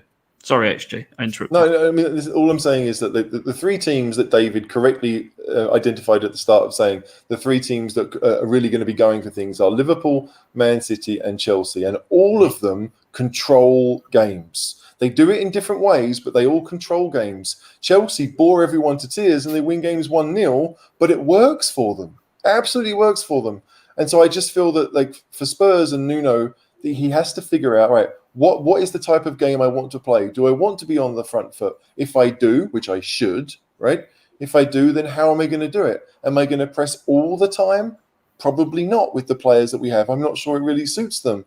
But again, just understanding that we want to push high up. We want to make it difficult for the opposition to play. We want to, when we have the ball, to control it and keep it and be comfortable on the ball, which when you look at Wings and Sissoko, they never looked comfortable in midfield. Ever. They were always looking back because they didn't want to lose it. They wanted to just play the safe option. That's what Nuno has to figure out. And that's what happened last season when we were 1-0 up in games. We lost the ball so many times. Yeah. And put ourselves under pressure. Whereas, if you're 1-0 up, you try and keep the ball. If you're playing defensive, you've got to have the ball. But we just lost it so many times, and that put pressure on, which eventually gives and you concede the goal. So yeah. Do we want to play narrow? Do we want to set up with wide players who really hug the touchline and move? If they do, then that gives space in the middle for your midfielders. I watch football for a hobby. This is my only hobby. But I don't think that everything that we've all talked about is that outrageously difficult for people to figure out. We all watch enough football to see what works. Yeah. And it wasn't working under Mourinho. There was no long-term future with it, if only for the fact that he was pissing everyone off. Different player each week. Not wanting to go too much about Mourinho, but I mean, he was past it at Man United, even though he actually won a couple of things. And I think that, to me, when Pochettino got fired, that was a fanboy. Daniel Levy had been wanting to sign Mourinho for years and years and years, and Mourinho was out of work effectively. And it's like, I can get Mourinho, yeah. And you only have to look at the video, the all or nothing thing, and he's like, hi Jose, And so I think that was just a horrendous. Well, it was a complete horrendous mistake anyway. But yeah, fanboy. Guys, look, we do need to talk about this. So quickly, I don't know if you want to go, caller, but we've got this one. No, sorry, the wrong one here. This one from Nick. Well, tell me what the latest Conde stories are, because I'm not aware of that. What I've read today. I'll pop out 2 minutes. You discuss this, yeah. All right. Look, what I've read today is that Koundé apparently has said that if Real Madrid don't come in for him, then he'd be interested in moving to Spurs. So, like, if what Nick is saying is true, then yeah, we're going for two central defenders. That might be difficult to afford it, because where are we going to get this money from? If both of them are going to cost 50, 60 million pounds, where is that money coming from? To answer Nick's question, if we were being linked with strikers, I'd be worried about Kane going. But when we're linked with defenders, I think, well, no.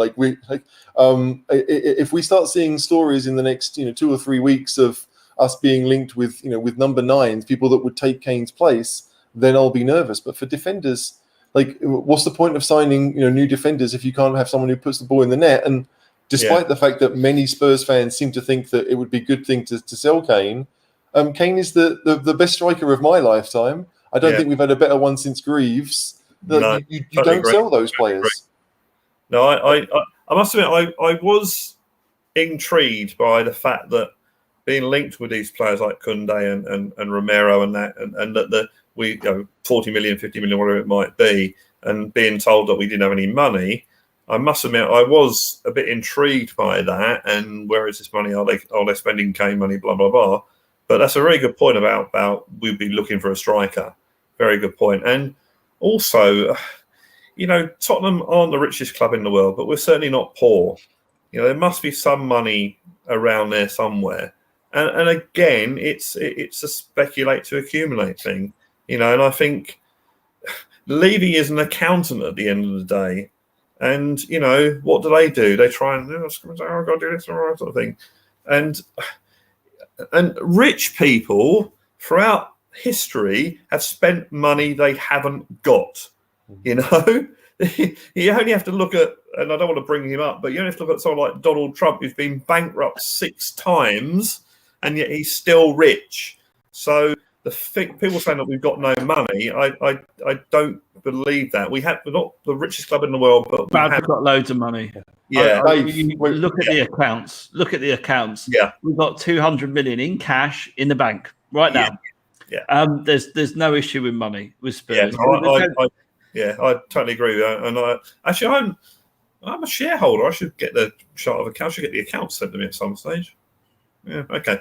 But no, I think I was concerned by suddenly we've been linked with these players, even though we haven't got any money. Does that mean there's something came? But no, I don't think that's the case. And let's face it, it was the Sun reporting it, and someone said, I don't know what to make of all these rumours. Well, a good place to start is not believe the Sun, basically. We can't talk too much about Kane on this channel because unfortunately we've done that topic to death as has everyone in the last 6 weeks. But I'll repeat it for one last time: he's not going anywhere. Yeah, well, I think he might go. Surprised. Really, Dave? Yeah, I do. Dave, talk, preach. Okay. All right. So first of all, the Koundé stuff. I'd be very surprised if we got both Koundé and Romero in. But don't forget, you still would be looking to raise money by selling Sanchez, Dyer, and probably Toby. Unfortunately, so that's 3 out the door, which might get you 60 mil possibly. So I don't. And also with the Skipp coming in for Winks, we sell Winks for 25 mil. Then we've got the English quota sorted out, and Skipp comes in and doesn't cost any money to Daniel Levy, which obviously music to his ears. And, in terms of our ownership, I've talked about this enough times. Joe Lewis is worth 4 billion. But anyway, I think let's look at Kane for a second, all right? He's either going to go this summer or next summer to get money for him, okay? And HD, you've been interesting tonight as always because you've mixed between the optimistic and the pessimistic. So Romero comes in, does well, could go on to a bigger club versus, come on, lads, we can do well this season, which I'm enjoying. But I think with Kane, I think that this season he's gone deep into a tournament. He's had about 3 or 4 weeks rest. His injury record's not good. I just wouldn't be surprised if 30 to 40% of games he's not available due to injury. We're all not talking about we must get a second striker. We must buy someone half decent. I think we will, Dave. Well, but at the moment we've not really been linked with anyone. And I think is Danny? Are Southampton going to sell? If Danny Ings, will Southampton sell him to us? Because they won't. They might be writing relegation, a check for relegation if Southampton sell Ings, but they might do it. He's only got 2 years left. Kane, 1 year. Sorry, he's got 1 year. My apologies. Kane, if we got an offer of 125 mil plus, I really think we need to have a serious think about it because the reason is, if anyone really thinks that in the year's time we are going to get more for him than 125 mil, that's not going to happen. Right? He has, for the very first time, he has waged a kind of strategic campaign to get himself out of that club. It's not strategic. It's not strategic. But no, it's not. He kept. Apparently this time last year he went to Levy and said, "I want to go," and Levy said, "1 more year." Right. So he wasn't strategic in that he didn't go public with it. Now I know allegedly. Okay, allegedly. But we've all said he signed a 6-year deal. He never should have signed a 6-year deal. And you got to think, he shouldn't have signed a 6-year deal. And the interesting thing about Son is he signed a 4-year deal. I wonder if he's got a buyout clause, or if I don't get Champions League after a season or 2 seasons, then I can go for a certain price. he probably looked at the Kane deal and said, all right, I'll sign up for another 4 years. I'll learn the lessons there. But I think with Kane, I think he's going to be injured a lot this season. Realistically, what are we going to do this season? I think we go from 7th to 5th. And if we spend that money, and and this is where Paratici earns his money and gets, you get an Ings in, or you get some other players in. I think we have to seriously look at this now. I don't want it. He's once in a generational striker for this club. We haven't provided him, and you want to sell him in his prime to a rival. That's the thing. City aren't a rival. Of course they are. We play in the same league. They're not. No, they're not. They are. They are miles ahead of us. Come on. They're not. They are. Come on. No, wait. Look. Sorry. Hang on a second. They're not a rival. If you're saying, hang on, HG, go first. Yeah. Look, if you're saying that a rival is someone who wants to finish 5th, well, yeah, okay, then Man City aren't a rival because they don't want to finish 5th, and you seem to think that would be good. I don't think 5th would be good. It would be better than 7th, but it's not good, right? The idea is that like all of those teams, whether it's Brentford, who might well be bottom, or Liverpool, who might well be second, every game, surely teams go into it thinking, I want to get points out of this. They're not thinking, as long as I don't lose by 5 or 6, it'll be a good game. If they do think like that, then they deserve to be relegated. Like, they are rivals because we play in the same league as them. If Kane wants to go to Bayern, then he's got a much better chance of leaving Spurs. But if he wants to go to Man City, then we would be fools to sell him to a team that would play against us, that would make life more difficult for us. The gap that there is between Man City and Spurs is only going to get bigger if we sell Kane. There's no doubt about that in my mind. So I don't know why anyone... Like, Kane is 28 next week, right? We could keep him until he's 31. The guy eats right. The guy does everything right. He could play Premier League football until he's 35, 36 for someone else. Why would we allow him to have 8 seasons playing for someone else when we don't have to? Just so we can say we got the most money for him? It doesn't make any sense at all. He's a generational striker, which is what you said. So why would we sell him to someone then he can play against us? Sell him to Barcelona, sell him to Real Madrid. Tell Kane, if you want to go next summer, great, but you have to go abroad because we decide that, not him. That was the idiocy of signing the contract. Well, not Charlie Kane, by the way, either, who seems to be doing a very good job stirring the pot. I've just got to come in here and say, Dave, I'm not attacking you. I'm not siding with HG, but he's right. and look, the reality of it is this. You said he won't be worth as much money next year. He will. It's 12 months. It's not a lifetime. He's going to be a year older. He'll still be absolutely in his prime. He'll still be 28, basically, to all intents and purposes. Nearly 29, but go on.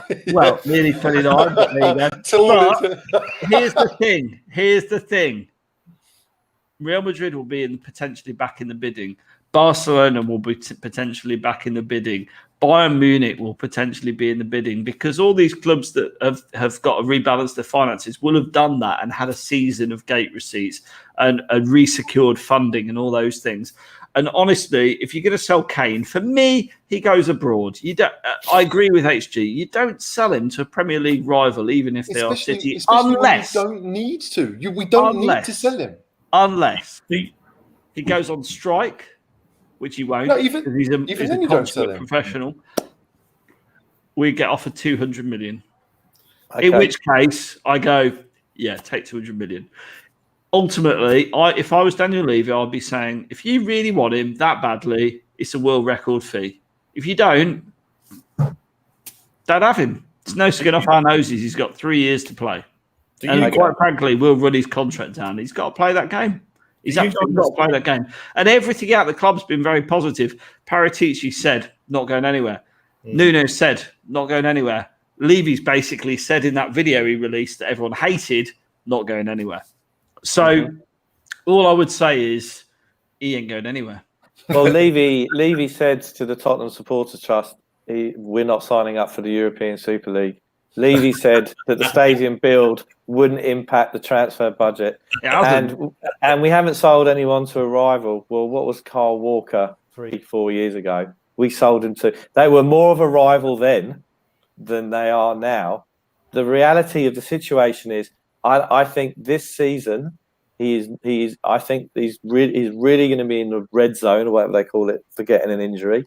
End zone? That's red zone. Yeah. But I think that if anyone thinks in a year's time that the world economy is going to be back to normal and everything is going to be back to normal and everyone's going to have more money, and I know you haven't mentioned your favourite words, debt and facility tonight, but the reality is that's just not going to be the case.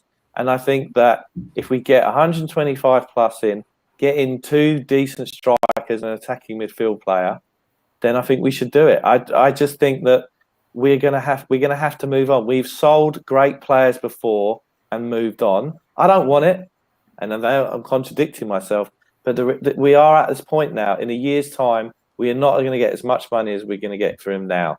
So we just got to do it. Do you guys think he's worth £150 million? To us, he is.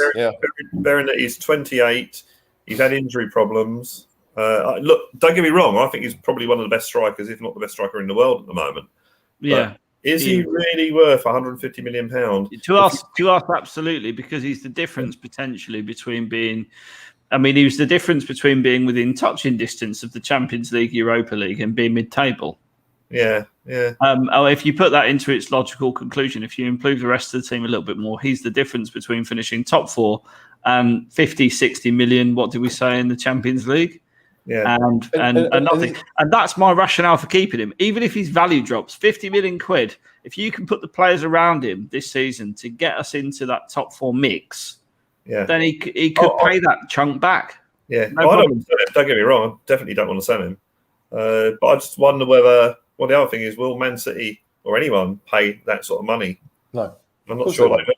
You know, unless if he's back in training the 3rd of August. So the story will continue. I think the story will continue all the way up to the point that the transfer window closes. And I think his brother, Charlie Kane, is absolutely, I mean, I'm not calling him out, but Charlie, if you want to come on the show and defend yourself, that's fine. Unlikely.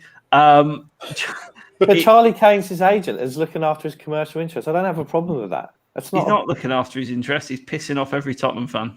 But he's his agent. That's not his interest, though, is it? The thing is, like, if Charlie Kane was good at his job, he never would have signed the 6-year contract. Exactly. That's the reason. But this is the reason we're having the conversation, right? Had Harry Kane signed the type of contract that Son just did, 4 years, then he'd be out of contract next year and be basically free to go pretty much wherever he wanted. Then we would have a discussion, because 1 year. But you're saying 3 years of Harry Kane in the Premier League, the best striker that the league has had for the last, 5-6 seasons, we're going to give that up for a bit of extra money that we might not get next year? Come on. It's just like, if the purpose of Spurs is to sell our best players, then great, let's do it.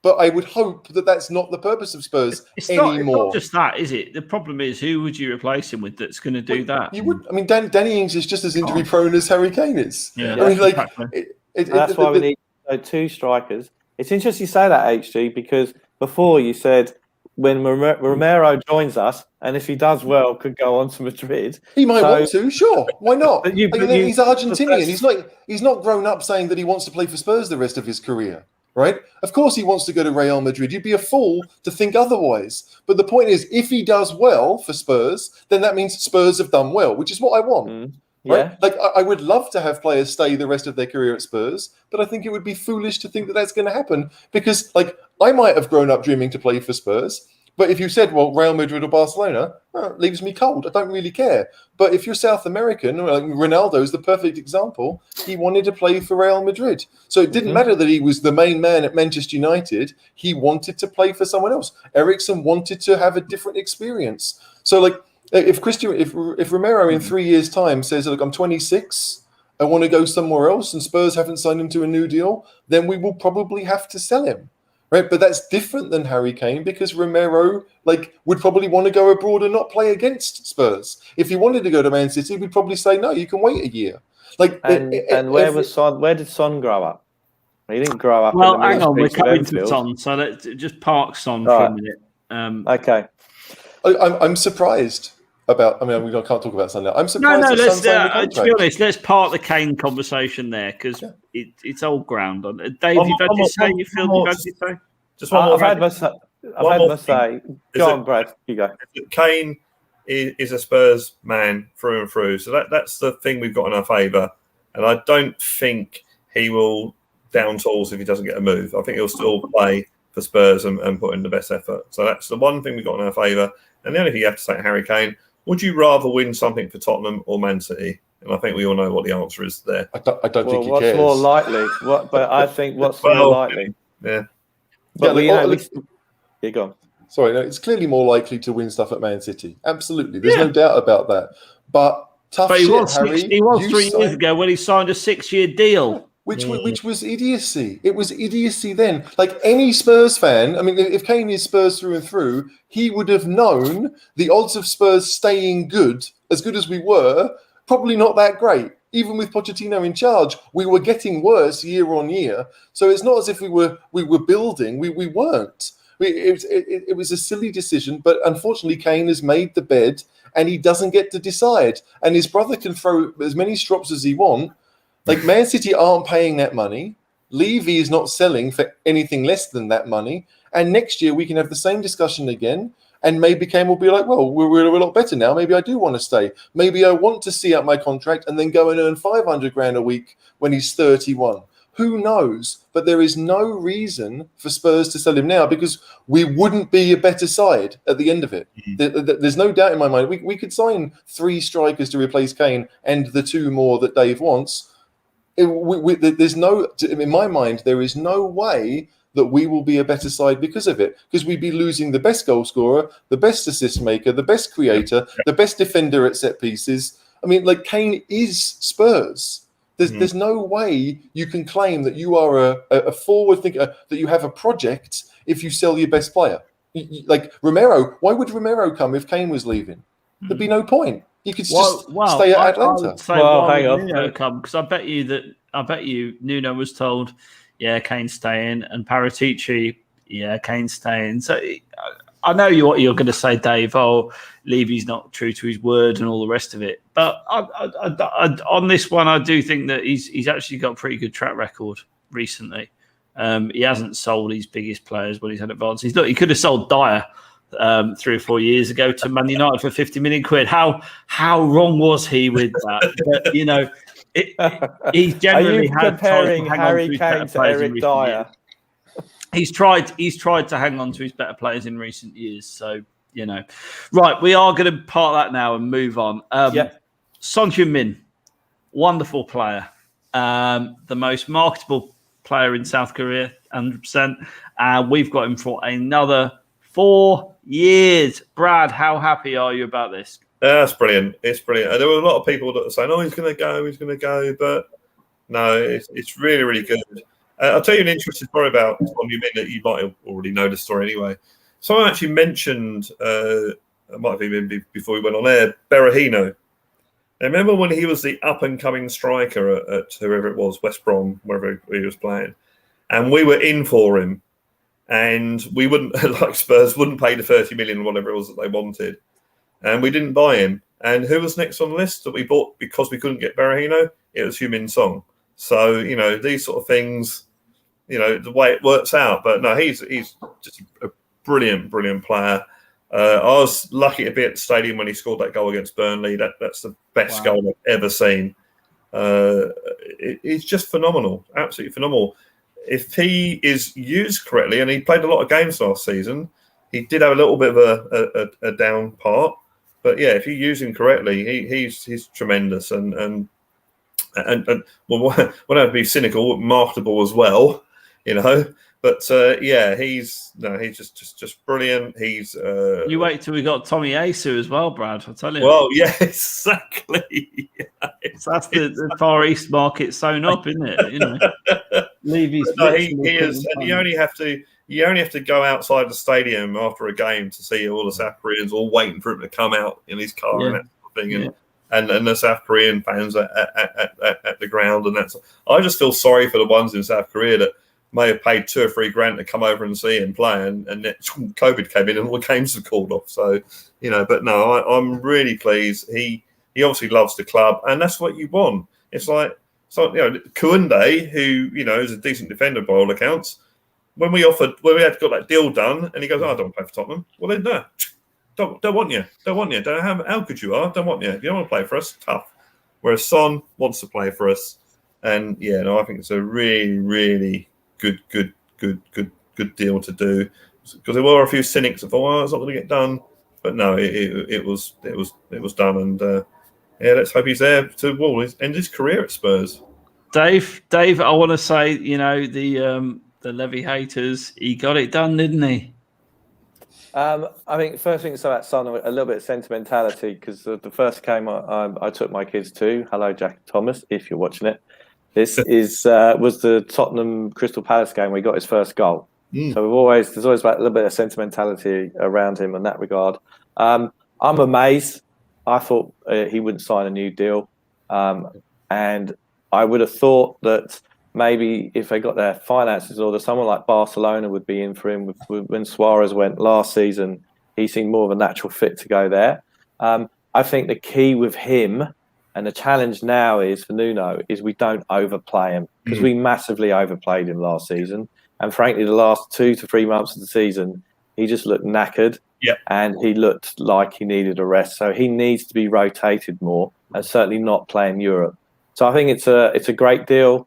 Daniel obviously is giving him the 200 grand a week.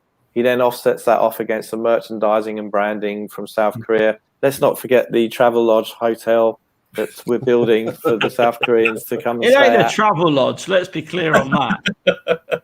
It's going to be a very expensive Hilton or something. And by the way, they haven't even broke ground on that, Dave. So stop getting so negative. Yeah, I'm knickers in or not. I'm following the construction of that hotel very closely. Hopefully, there's a live webcam I can watch. Chris Cowlin, if you're watching, show us the hotel build.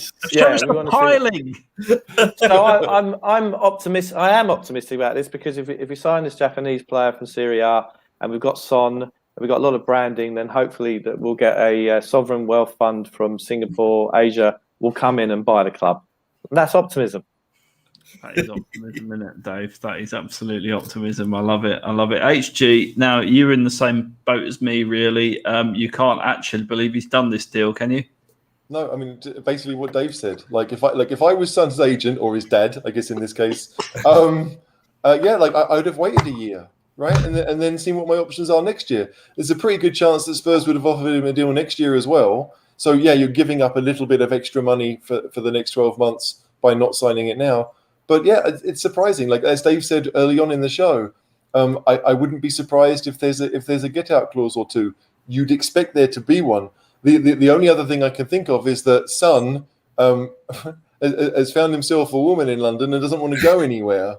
We can't tell his dad about it, but it's because that's the stupid thing. Because I saw it mentioned on Twitter, and I hope this is not the case, that because of this is Twitter, first of all. Hang on, no, I know, but because of where he comes from, certain teams aren't interested, right? Because there aren't too many Asians that have played for the bigger teams. So maybe Spurs is the best that he's seen as being an option for. I'm just surprised, because I thought that Bayern would have wanted him next year had he waited, because he's played in Germany before. They know him really well.